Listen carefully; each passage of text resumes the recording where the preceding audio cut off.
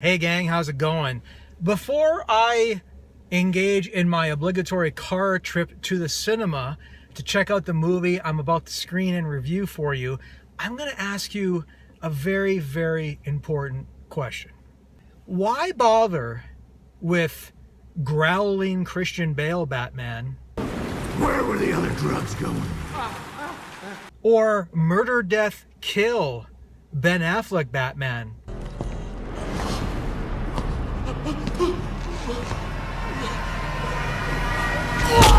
When you can have this. Yeah, I rest my case. It's time for me to get out my big boy movie trailer voice. In a world where you thought that this was the only 1960s era Batman movie starring Adam West and Burt Ward, comes. Yeah, go on. We're back this fall at an all-new feature-length animated movie, Batman: Return of the Caped Crusaders.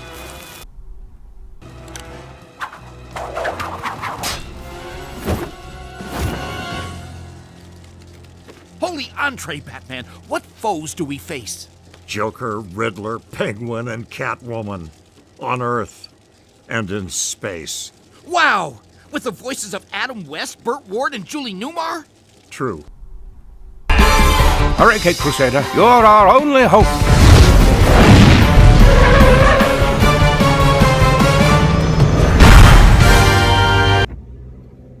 I cannot believe that I am going to the cinema to check out Batman: Return of the Caped Crusaders. And for those who are unfamiliar, this is a Batman animated DC original movie that's done in the same style and tone of the classic and iconic 1960s Batman TV series.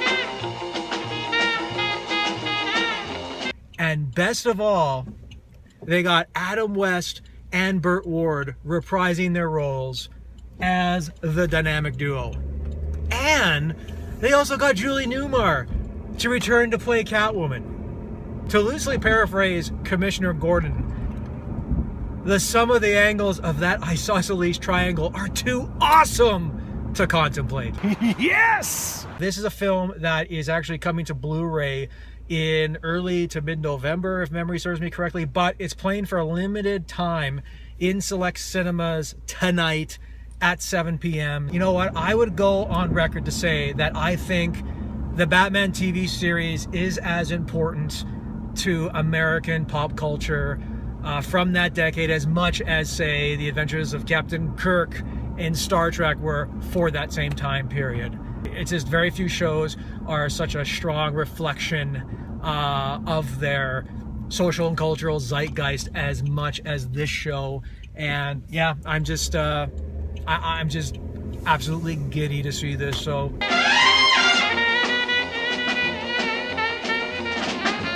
I'm not going to talk anymore. I'm making the trip off to the cinema. I'm going to check it out, and I'll be back with a review.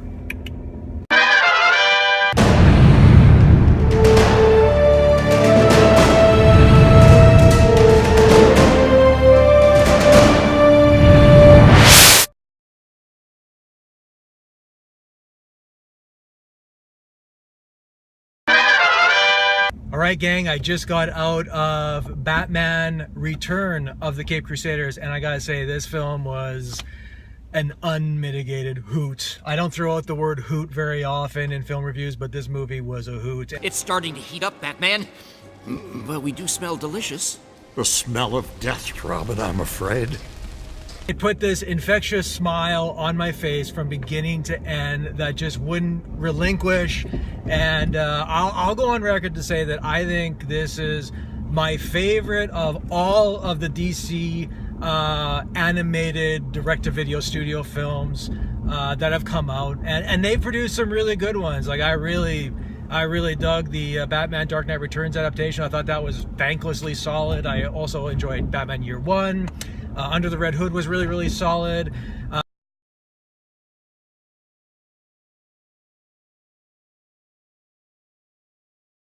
But this one was so delectably enjoyable and funny, and it just captured the spirit and tone and humor of the 60s TV series as well as I could have hoped it would.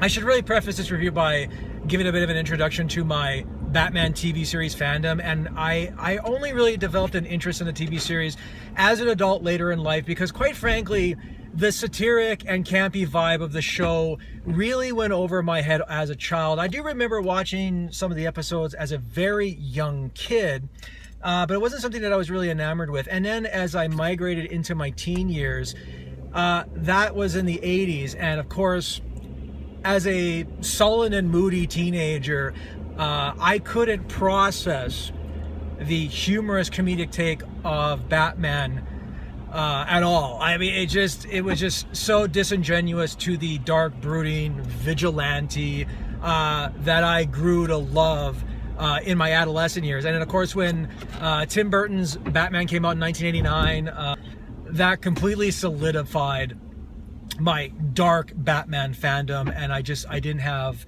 any time for the Adam West and Burt Ward Batman at all. And then, of course, things happen. You grow up, you mature, your tastes evolve, and as an adult, you start to revisit things. And I revisited the Batman TV series, and then it really dawned on me what a really ingenious work it really was. Ringside table, Batman?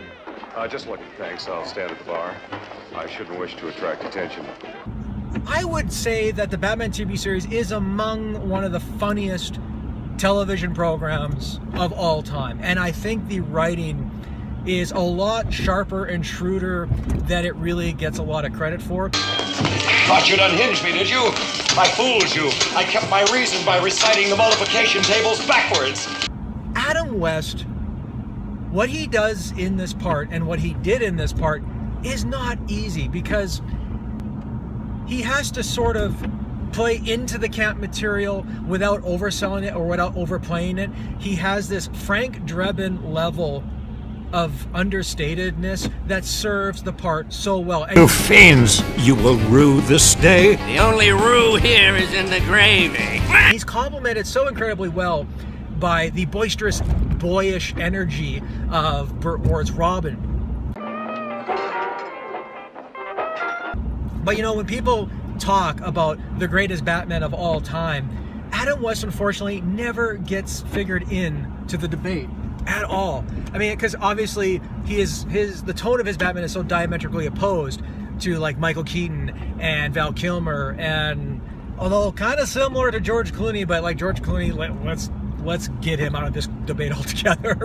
This is awkward. And then, of course, you have the really dark and nihilistic versions by Christian Bale and Ben Affleck. But what Adam West does with the character, respective to the tone and what the actual show was attempting to do, it's really brilliant.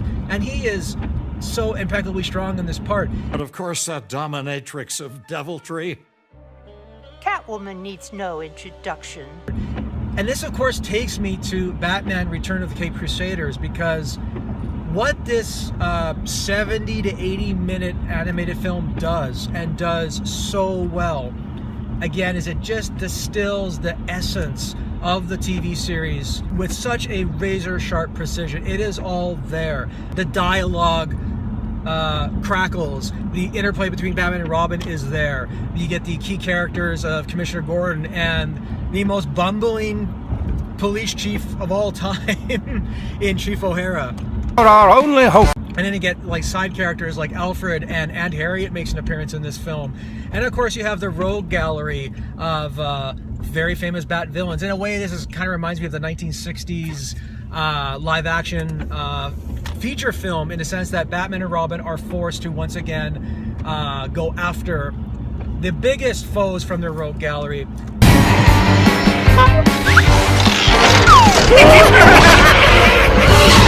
Julie Newmar, of course, returns as Catwoman, and you have new actors who are playing the roles of the Joker, Riddler, and Penguin. The guy who plays the Joker in particular, his name escapes me, but man, he is a dead ringer for Cesar Romero. The Ho Daddies have decided to play a smaller venue, the broom closet backstage. Woo! And also the gentleman that played the Riddler, he has got the Frank Gorshin's Riddler laugh down to a T. I thought, what kind of band doesn't play music? Answer! A band of thieves. Really good, strong voice casting in this film. The plot is a lot of nonsensical hooey, but in a really good and fun and endearing way, because Batman and Robin have to go after the foes who have stolen this ray gun that can duplicate anything. And holy, unholy alliance! Our greatest foes have reunited. Their big adventure to nab their foes traverses from Earth and even goes into space. It's kind of like watching this movie is like watching a big what if. What if the Batman TV series had a vastly larger budget and could do more? I think this would be the end result. I would have loved to have seen an episode of the TV series with Batman and Robin getting into spacesuits, jumping into their bat rocket in the Batcave. How they got a bat rocket in the Batcave, that is beyond me. Then blasting off into orbit to face off against their foes in zero gravity in a Russian space station. I mean, that is the stuff of comic book dreams, and yeah, go on.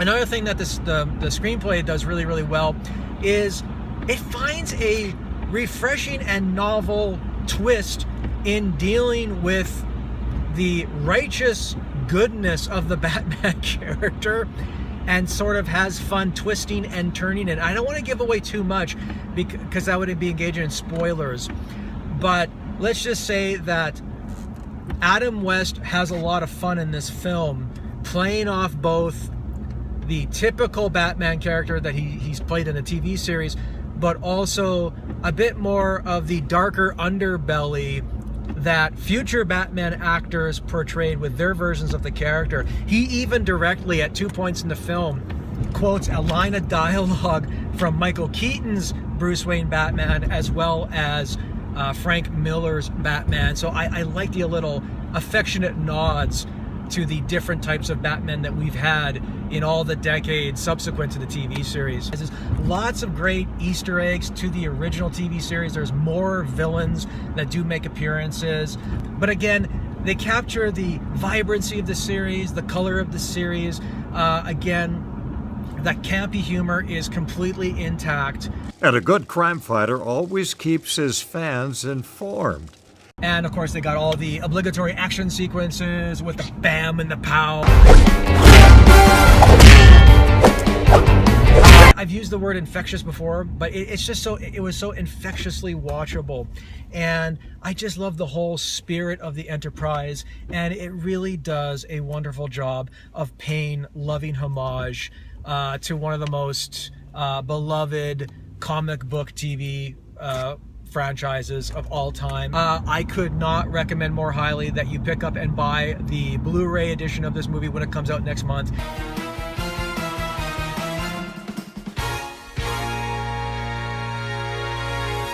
It absolutely deserves a placement on your movie collection shelf, especially if you're a Batman fan. So there you go. There's my review of Batman Return of the Caped Crusaders. Let me know in the comments below what you thought of the film if you managed to catch it. Also, let me know in the comments below what you thought of the original Batman TV series. Thank you very much for watching. If you could like this video, I'd appreciate it. If you could subscribe to my channel, that would mean the world to me. Take care, everybody, and I'll see you at the movies. Not so fast. But we're in a hurry, Batman! Jaywalking is extremely hazardous. Gosh, yes, you're right, Batman. Quickly, Robin, to the crosswalk!